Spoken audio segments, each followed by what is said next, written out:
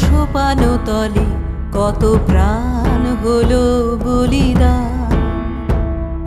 লেখা আছে অশ্রু জলে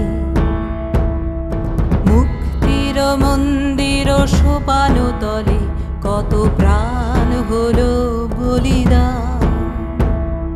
লেখা আছে অশ্রু জলে কত বিপ্লবী বন্ধু